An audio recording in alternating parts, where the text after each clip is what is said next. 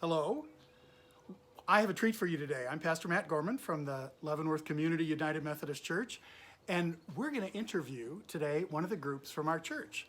Have with us Mary Nelson and Judy Weaver of the women's group in the church. And my first question is, I've heard you all, that your name is Sisters of Faith, and I have heard the term UMW, or United Methodist Women.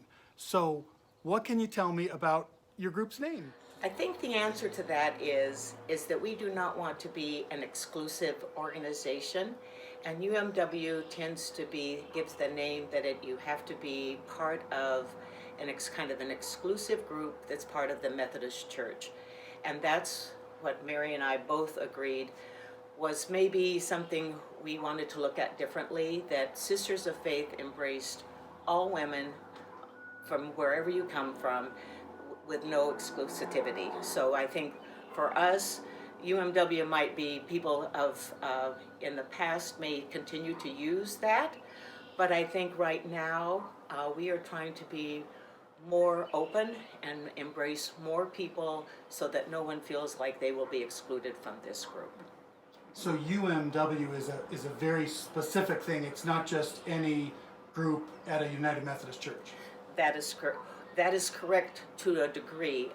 The expectation is most Methodist churches have a UMW, and it's part of a bigger, more certainly broader national, international group, and we'd like to have our connection with them, and certainly we will try to continue to make donations to the group and the things that they do, but rather than being that broad, we are a group that really wants to focus on what happens locally, right here in our community, and just around our community. We feel like we have needs here that we need to take care of. Exactly. We saw so much need in our own local community that we felt the bulk of our energies should be here.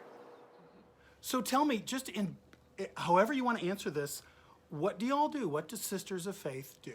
Well, to answer that question, I think our group does a number of things.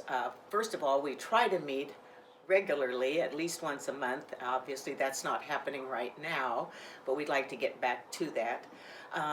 Fundraising, obviously, is a big part of what we do, but not necessarily all that we do.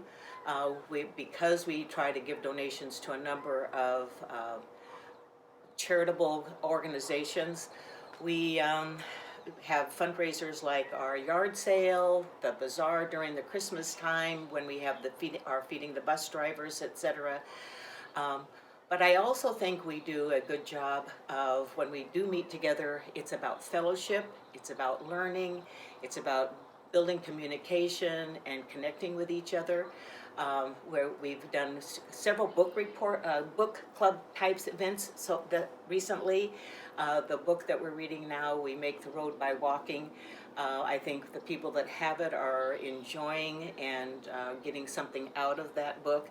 In fact, if people are reading it, there should be in about chapter 42 or 43 if they're reading it.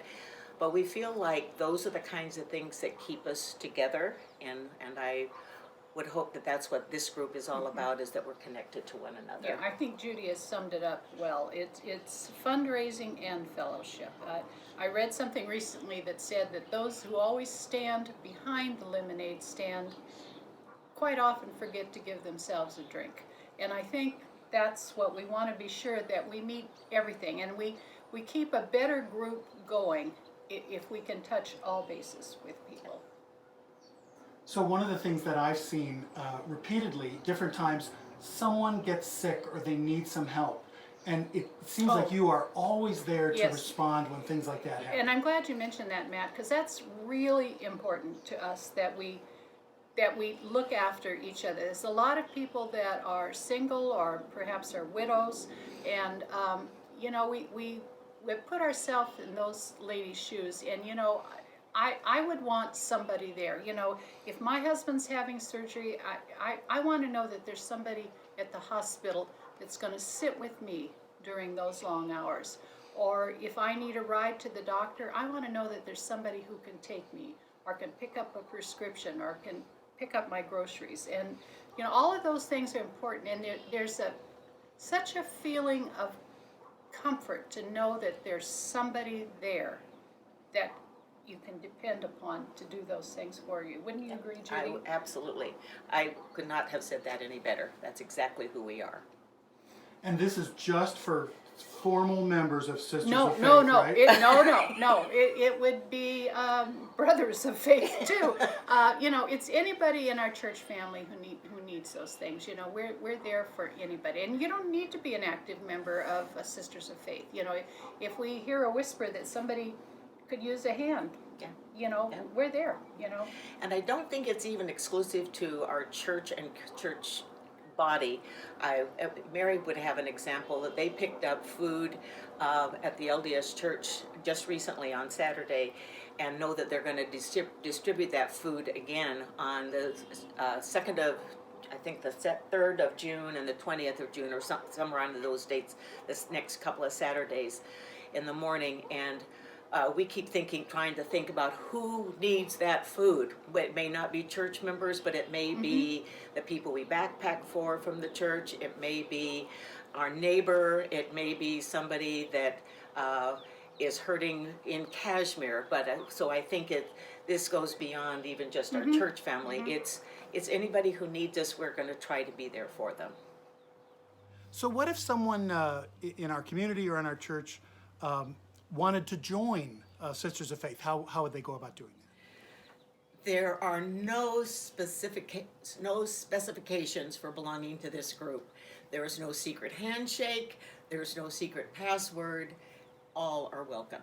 I don't know how we could say it any better than that. It doesn't even matter that you necessarily attend our church. It matters that you care about each other. We're walking down this road together, and that's who we would encourage to be part of this. And anybody is welcome to give us a call. We pick them up and bring them. So. And Judy raised a good point. I walk with some ladies who attend another church, and they don't have a women's group. And recently one of them said to me, you know, if you ever need help at maybe your Christmas luncheon, you know, we'd be glad to come over and maybe serve. And I thought, you know, that's great. That would be wonderful. It would be. You know, and that's, you know, that's kind of what we're all about, the fellowship and the fun. Yes, You it know. is. Yeah, it really is. Anything else you want to share about Sisters of Faith?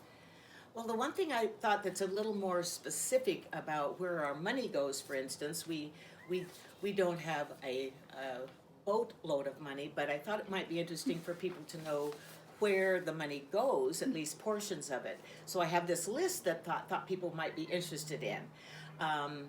We support Days for Girls, which is an international organization that provides services for girls around the world. The Dwelling Place, which is a local organization. Hospitality, Haven of Hope. The Lighthouse Ministries.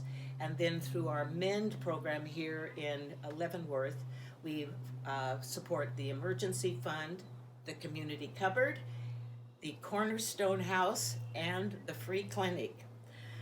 We also support and give a donation to Mountain Meadows, UMCOR, which is obviously also international through the United Methodist Church, and to our local district, the Seven Rivers District. So, and we are trying very hard to, again, focus mostly on our local community and the area surrounding our community, but obviously you can tell by this list that we do some international things and across the country.